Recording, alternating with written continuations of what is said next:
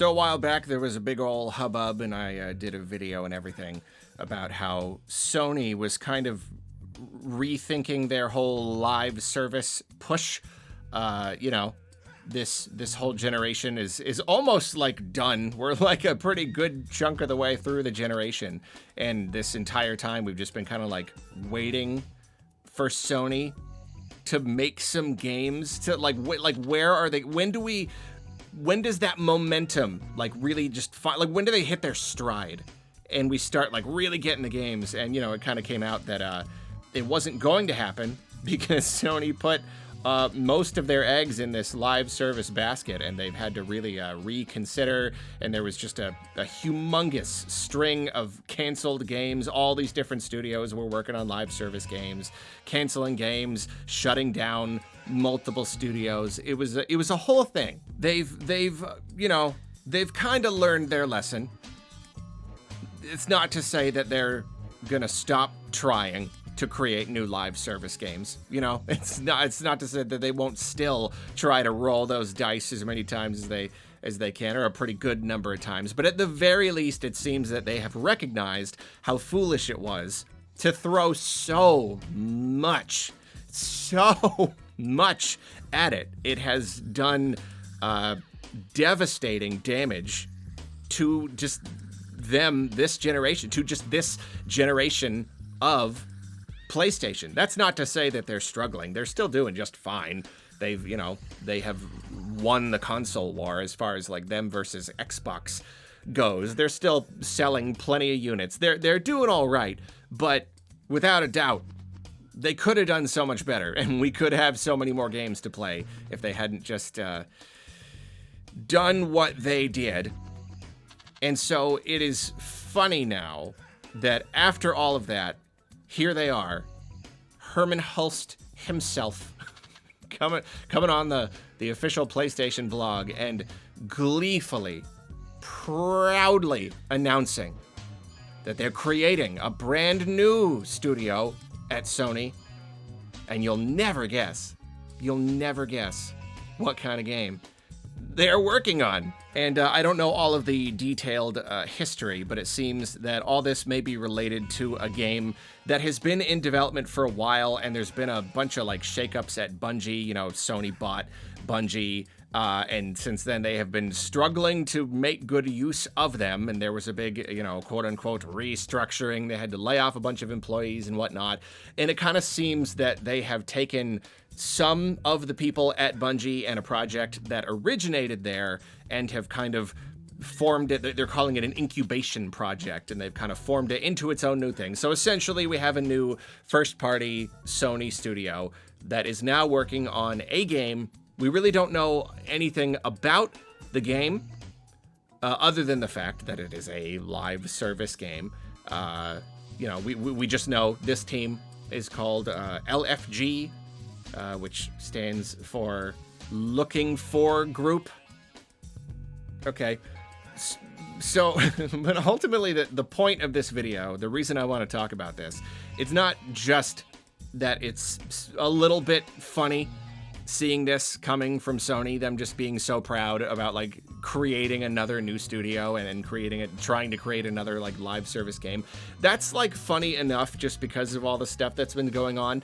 But really what I want to point out here is that the little like write-up that they put in the blog here, it's just kind of LFG sort of introducing themselves. It's really just like, it's credited to simply Team LFG, not necessarily any one person at the company. I don't know who is responsible for writing this, but I read it and I cringed so hard.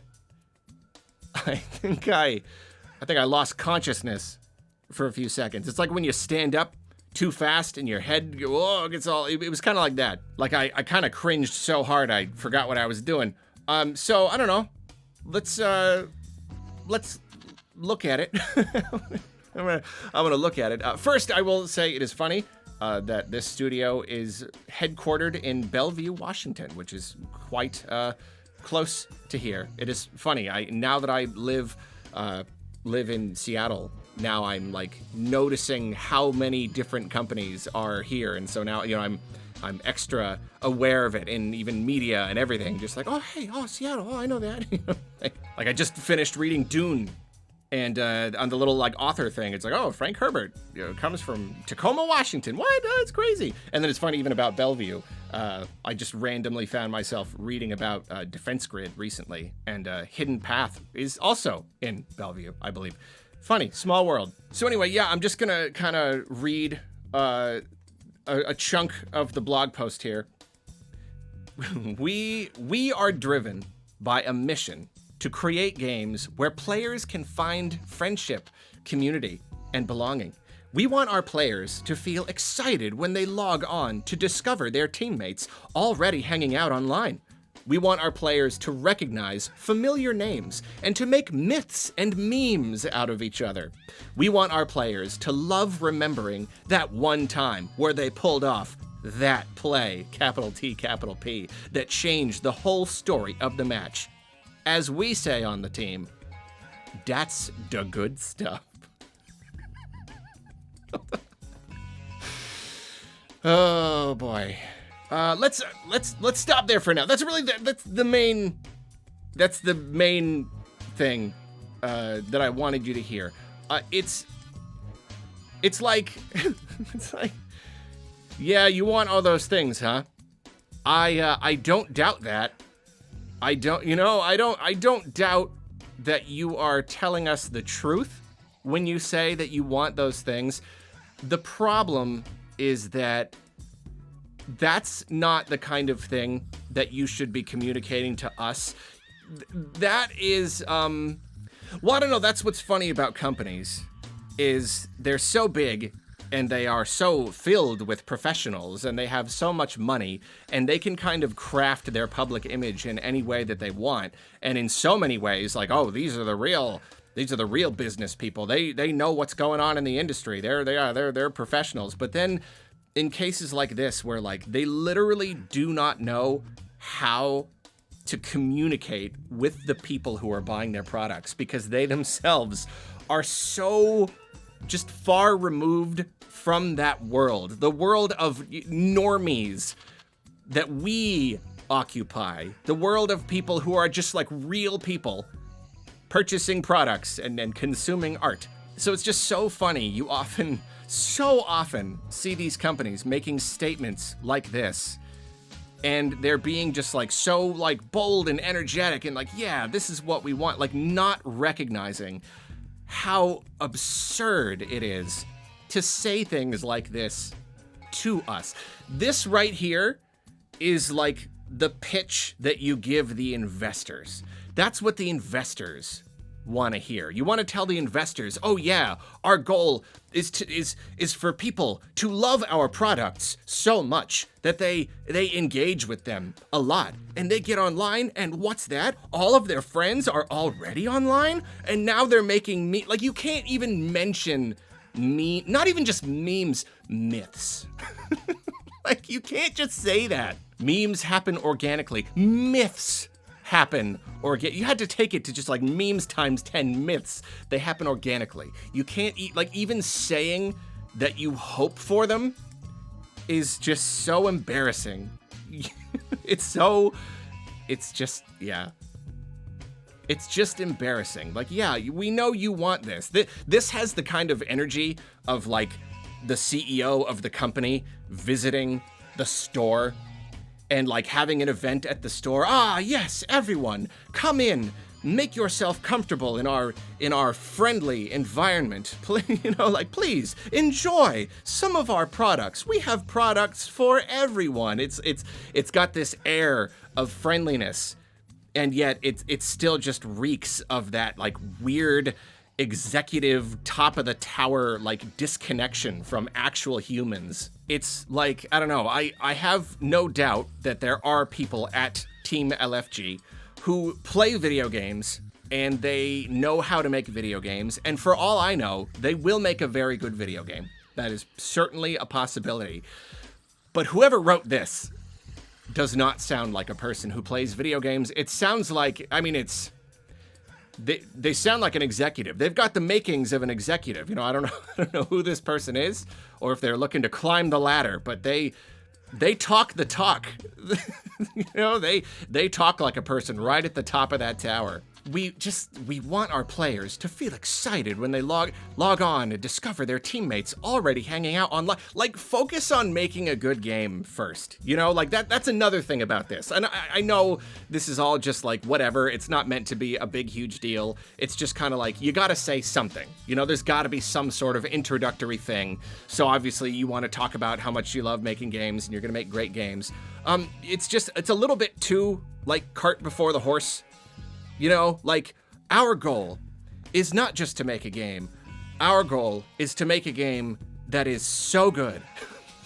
No, you don't understand. This game we're making, it's gonna be so good. 1 trillion people are gonna play it, and they're all gonna make myths and memes about each other. People are gonna have such incredible memories. It's gonna create, you know, that thing where we're all like struggling to socialize and there are no more third spaces for young people, and we're all suffering from this horrible pandemic of loneliness? Well, not anymore. Not with our game. You're gonna come and play our game and feel this sense of community. You're gonna be so happy your friends are already playing the game. You didn't even have to ask them. Our game is so good, you won't even have to ask your friends to play it. They'll already be playing it 24/7. And you know what?